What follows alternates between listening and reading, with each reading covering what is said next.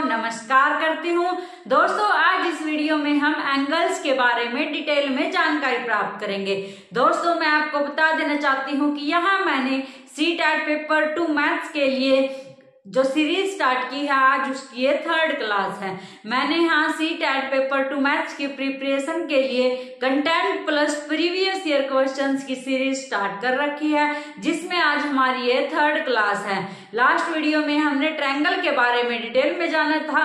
अगर आप CTET paper 2 maths की प्रिपरेशन करना चाहते हैं तो मेरी सीरीज को फॉलो जरूर करें। दोस्तों आज ये सीरीज की 3rd क्लास है और इसमें आज हम एंगल्स के बारे में जानेंगे। एंगल हमारे पास क्या होता है? कोण। एंगल किसको कहते हैं? कोण को कहते हैं। ये मैंने एंगल्स के टाइप्स लिख रखे हैं। एंगल कितने टाइप का होता है, कितने टाइप के एंगल होते हैं, सभी के बारे में जानेंगे और इसके बाद इससे रिलेटेड कुछ क्वेश्चन सोल्व करेंगे ताकि आपका ये कंसेप्ट अच्छे से क्लियर हो जाए। सबसे पहले मैं आपको बता देना चाहती हूँ कि एंगल क्या है। एंगल हमारे पास जैसे यहाँ एक लाइन है और इसके ऊपर ये दूसरी लाइन ड्रॉ कर देते हैं तो ये हमारे पास क्या बनेगा? एंगल बनेगा। इसको हम क्या बोल सकते हैं? एंगल 1। तो ये हमारे पास एंगल 1 है और ये हमेशा क्या होगा? एंगल 1 क्या होगा? 90 से बड़ा होगा। अगर ऐसे सीधी लाइन होती है कितने का होता है? 90 डिग्री का। तो ये हमारे पास क्या है? एंगल है। इसी प्रकार दोस्तों ये भी हमारे पास क्या होगा? एंगल होगा।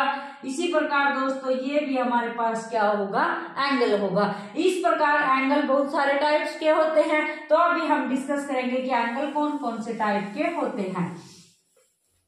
ज्यादा तो हमारे पास एंगल से जो क्वेश्चन है वो कॉम्प्लीमेंट्री एंगल, सप्लीमेंट्री एंगल और राइट एंगल से पूछे जाते हैं। लेकिन ये सभी टाइप्स के एंगल आपके लिए मोस्ट इंपोर्टेंट है। CTET के एग्जाम में एंगल से क्वेश्चन बहुत बार पूछे जा चुके हैं और आगे भी पूछे जाएंगे।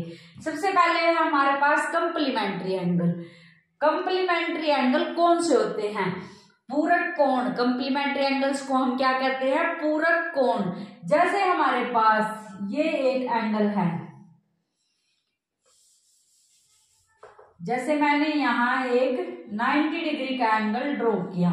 ये हमारे पास कितने का है? 90 डिग्री का एंगल है। 90 डिग्री के एंगल में ये लाइन बिल्कुल स्ट्रेट होती है। तो ये हमारे पास क्या है? 90 डिग्री का एंगल है।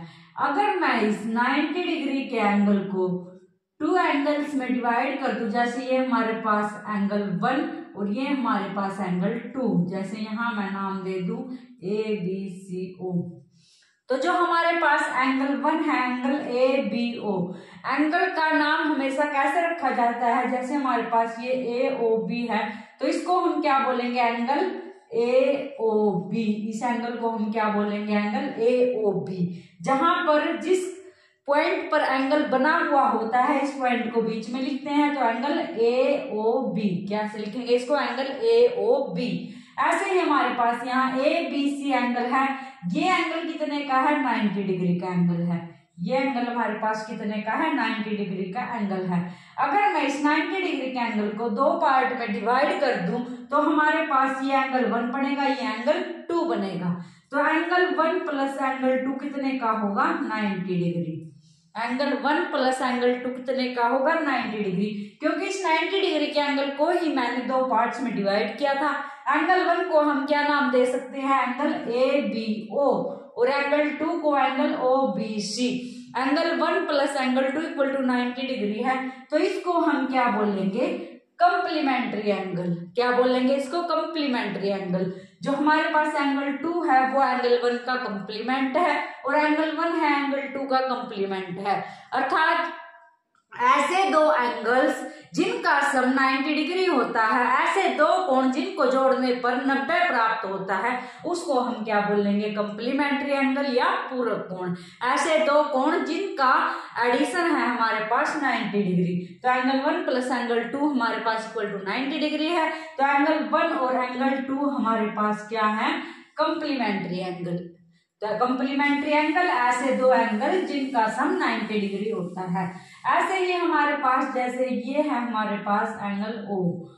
एंगल ए ओ बी हमारे पास क्या है, 180 डिग्री का एंगल है। अगर ये 180 डिग्री का एंगल है और इसको मैं 2 पार्ट्स में डिवाइड कर दूं तो यहाँ से एंगल 1 प्लस एंगल 2 कितने का होगा, 180 डिग्री का होगा।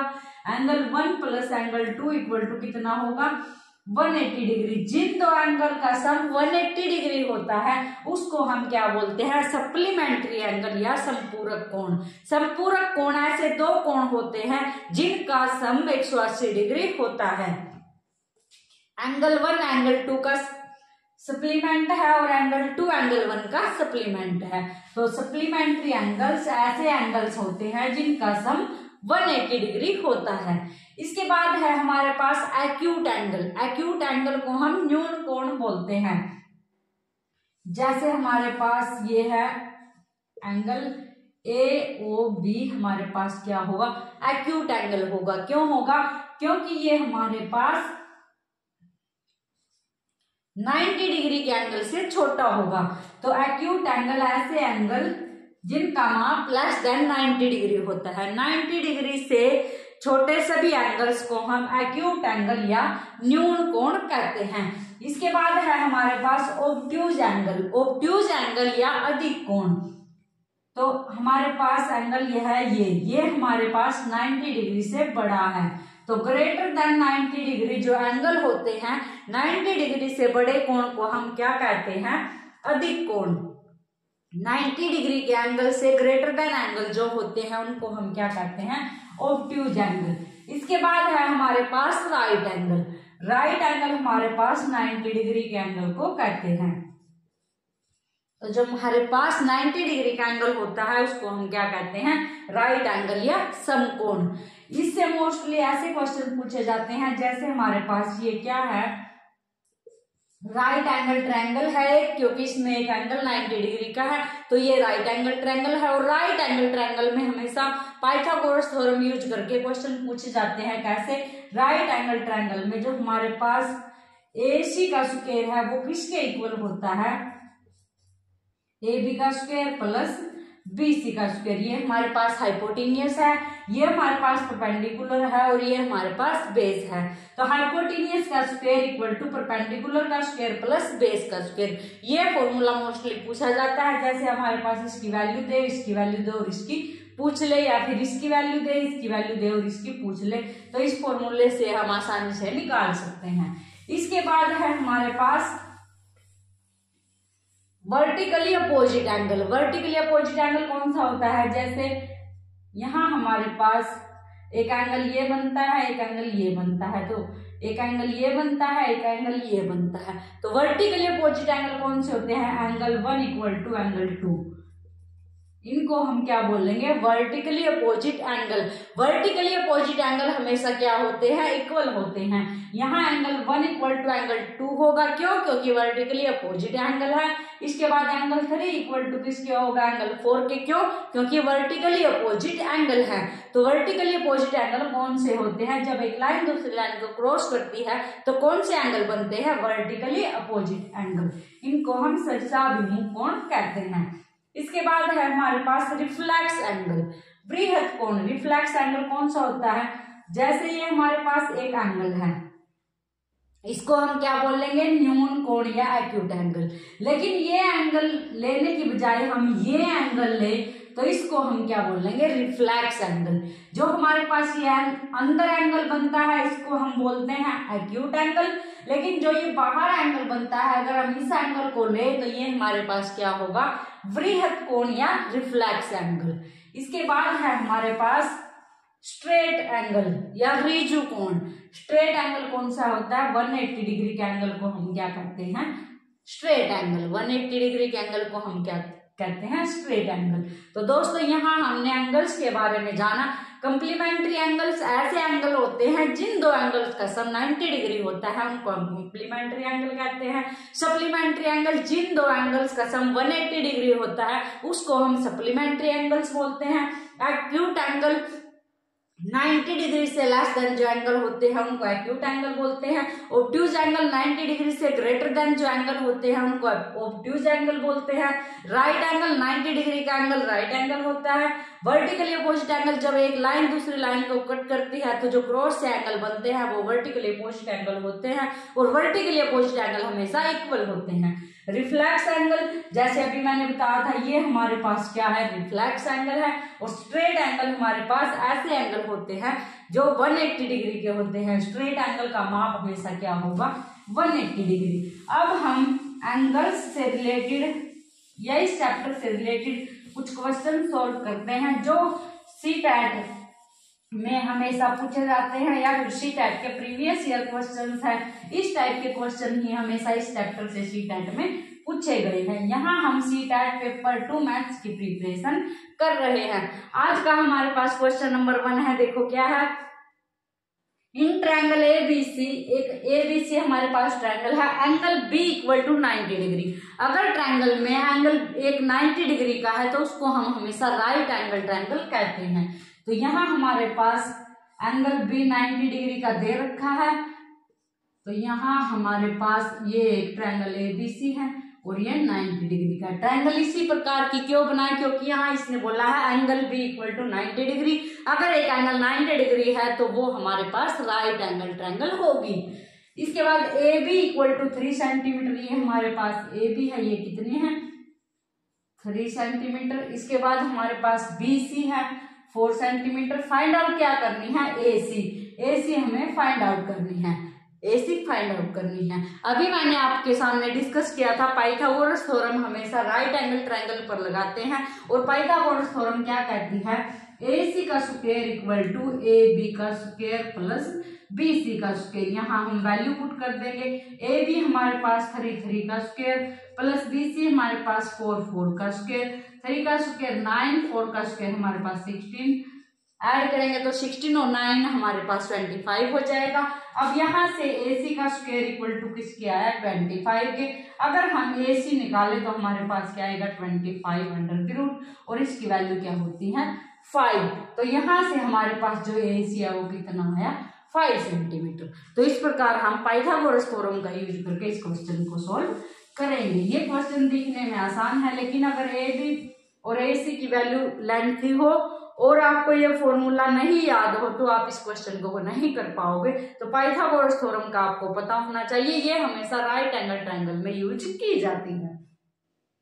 नेक्स्ट क्वेश्चन है हमारे पास, out of a pair of complementary angles one is 2/3 of the other. Complementary angles का एक पेयर है जिसमें एक है जो वो एंगल दूसरे का 2/3 है। What is the supplement of the smaller angle, smaller angle का सप्लीमेंट फाइंड आउट करना है।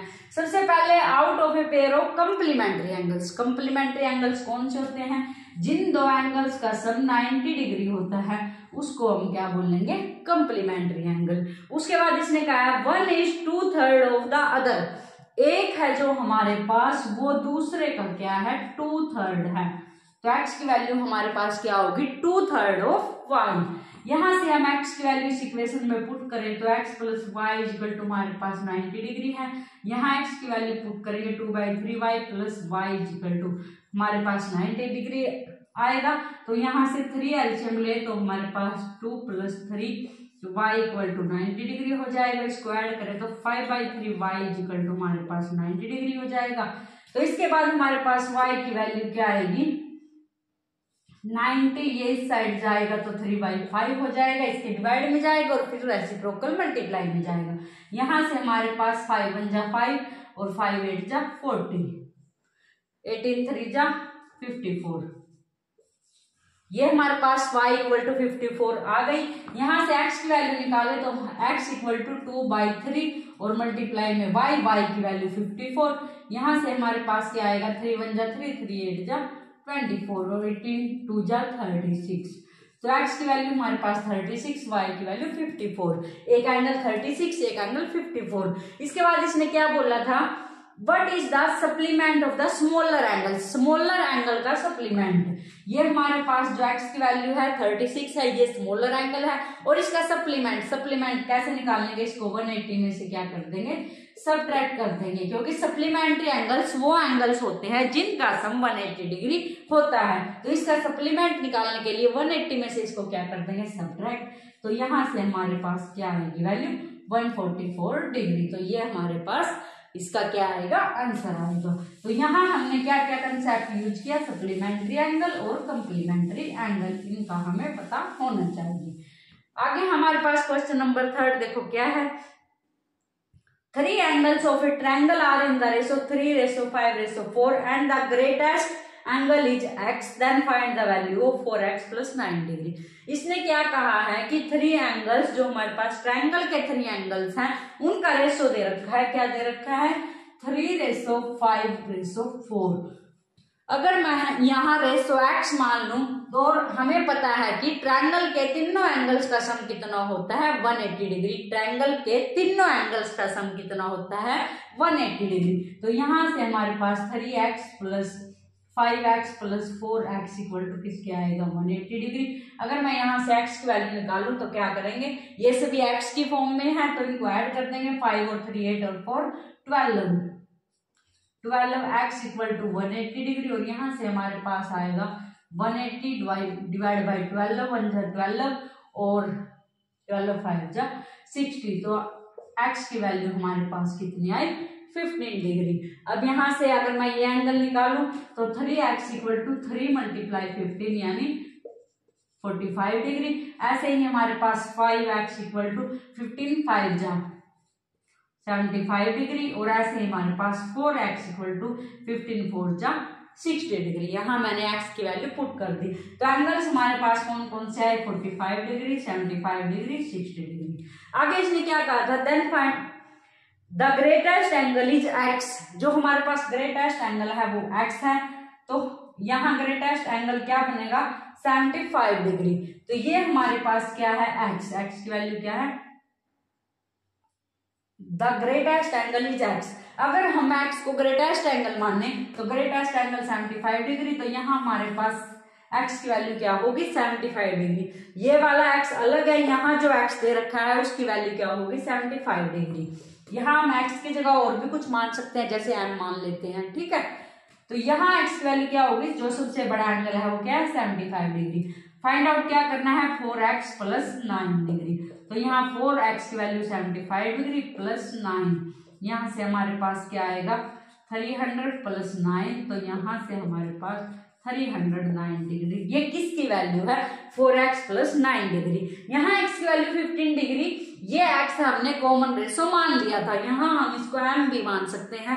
लेकिन ये x है जो इसने ये क्या बोला है ग्रेटेस्ट एंगल, और ग्रेटेस्ट एंगल यहाँ हमारे पास 75 डिग्री आया है। तो यहाँ हम x की वैल्यू 75 डिग्री पुट करके आंसर निकाल सकते हैं। तो दोस्तों आज हमने एंगल्स के बारे में डिटेल में जाना, टाइप्स ऑफ एंगल्स के बारे में डिस्कस किया और एंगल से रिलेटेड कुछ क्वेश्चन सोल्व किए जो कि हमारे पास सीटेट पेपर 2 मैथ्स में पूछे जाते हैं। तो दोस्तों अगर आप सीटेट पेपर 2 मैथ्स की प्रिपरेशन करना चाहते हैं तो वीडियोज को जरूर देखें और इस सीरीज को फॉलो जरूर करें। अगर आपने यहाँ तक वीडियो देख लिया तो कमेंट करके जरूर बताएं कि वीडियो कैसी लगी, क्योंकि आपके कमेंट ही मुझे नेक्स्ट वीडियो बनाने के लिए मोटिवेट करते हैं। तो दोस्तों मिलते हैं नेक्स्ट वीडियो में एक नए टॉपिक के साथ। Thank you.